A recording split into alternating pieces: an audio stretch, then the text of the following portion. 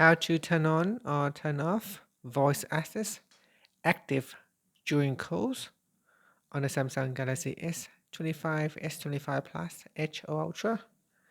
First, tap on the home button to return back to the home screen.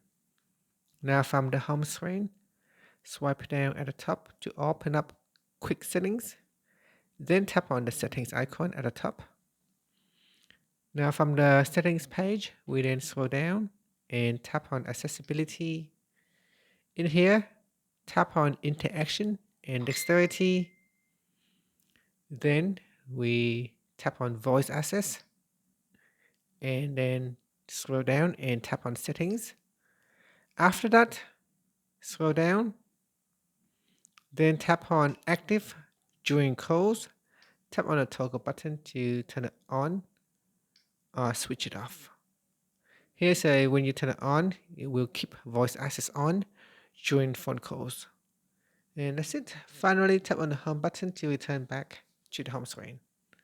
Thank you for watching this video. If you find it helpful, please like and subscribe to my channel for more videos.